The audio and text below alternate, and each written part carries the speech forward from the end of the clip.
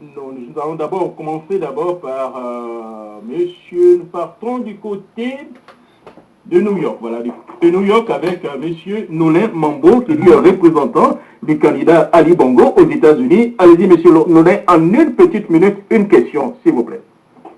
Oui, bonsoir Jacques Roger, bonsoir monsieur le ministre.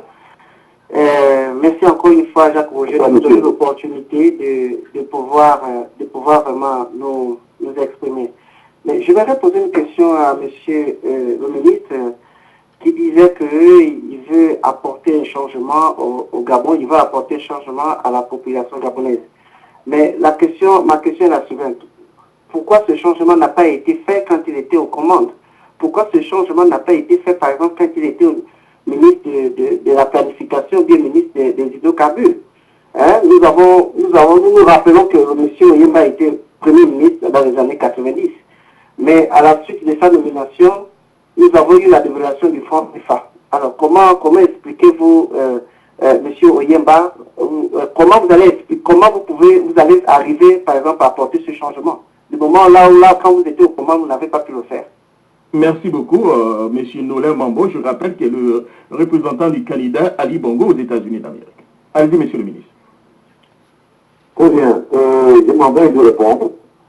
D'abord, en ce qui concerne la dévaluation du franc CFA en janvier 1994, c'est vrai que j'étais Premier ministre à l'époque, mais je m'excuse de devoir préciser à mon contradicteur que la dévaluation du franc CFA, ce n'était pas seulement pour le Gabon.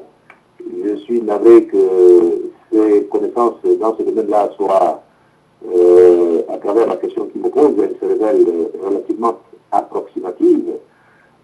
La dévaluation du franc CFA, ce n'était pas simplement la dévaluation de la monnaie gabonaise, c'était la dévaluation du franc CFA qui, c'est-à-dire 6 pays d'Afrique centrale et 7 pays d'Afrique de l'Ouest, ça concernait 14 pays au total.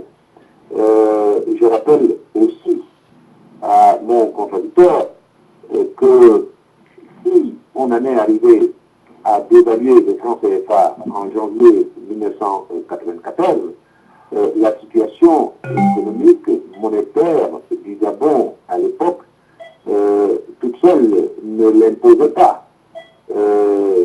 C'est parce que l'ensemble des pays africains membres de la zone franc, donc utilisant le franc CFA, se trouvaient dans une situation qui requérait une telle mesure chirurgicale. Ce n'était pas la situation du Gabon seul, je tiens à le dire. D'ailleurs, à l'époque, je vous informe parce que apparemment vous ne semblez pas connaître ces choses-là. Je rappelle qu'à l'époque, le président Omar Bongo Ondimba, le Gabon, était opposé à la dévaluation. Et c'est donc, en quelque sorte, du fait de notre appartenance à cette organisation monétaire commune, que nous avons dû suivre la dévaluation. Mais la situation, l'opinion du président Bongo Ondimba était opposée à la dévaluation. Maintenant, vous me demandez pourquoi je n'ai pas apporté des changements quand j'étais au gouvernement. Je regrette que vous manquiez vraiment d'informations sur des choses que j'ai faites quand j'étais au gouvernement. Je voudrais rappeler, par exemple, que quand j'étais à la primature, quand j'étais Premier ministre, j'ai apporté une réforme qui, à l'époque, avait fait au Gabon beaucoup de bruit et qui m'avait amené beaucoup d'inimitié. Nous avions supprimé ce qu'on appelait les baux administratifs. Nous avions également supprimé ce qu'on appelle les soldes fonctionnels.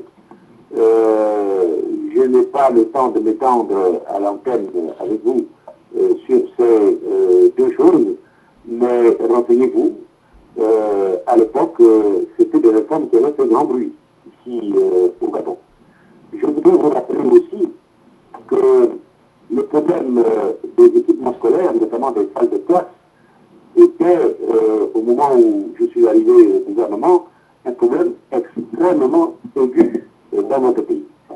Et grâce à l'obligeance, à l'intervention de la Banque africaine de développement, nous avons pu mobiliser des crédits auprès de la Banque africaine de développement que nous avons remboursé avec ce gabonais, bien sûr.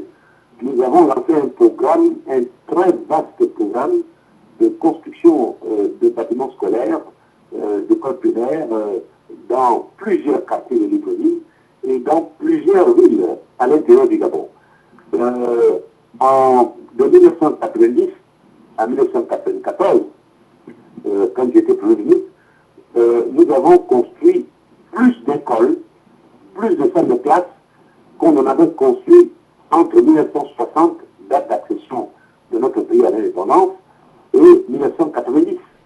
Je signale par ailleurs que c'est sous mon impulsion que nous avons créé au lycée national Léon Bar des classes préparatoires aux grandes écoles, MathSup, MathP, qui existent toujours aujourd'hui. Et ces classes préparatoires sont devenues pratiquement des centres d'examen pour les pays d'Afrique noire francophone qui souhaitent présenter des étudiants aux grandes écoles d'ingénieurs françaises et européennes. Maintenant, je passe au ministère de la Planification que vous avez évoqué. Je vous informe que quand j'étais ministre de la Planification, j'y suis resté 9 années, j'ai apporté des réformes notoires.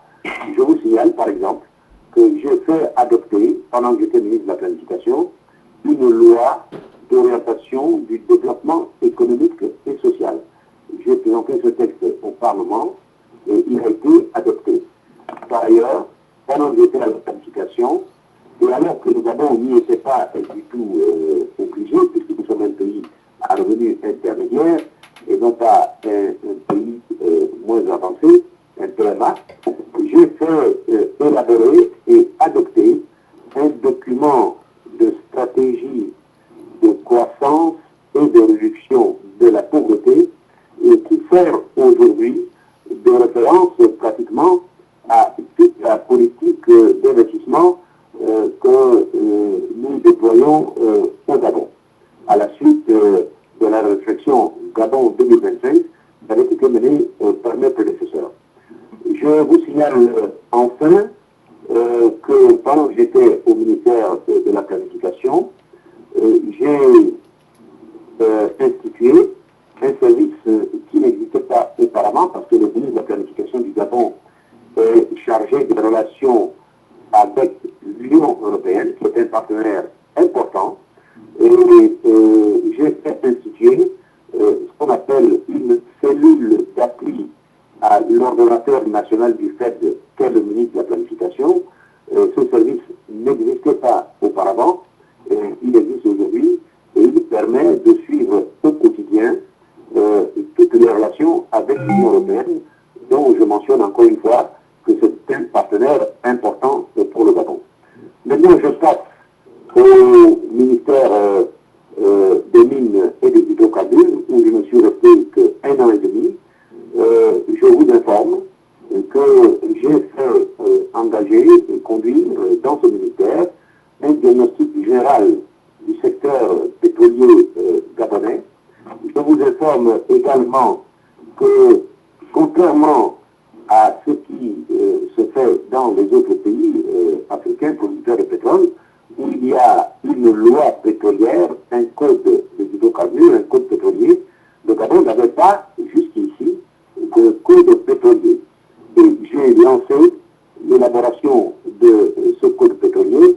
Je suppose que mon successeur va parachever ce travail, qui est effectivement un travail important, parce que jusqu'ici, nous n'avions qu'un code minier qui traite très très peu de l'activité des hydrocarbures, et j'ai pensé qu'il était indispensable qu'une loi particulière traite des questions des hydrocarbures. Merci.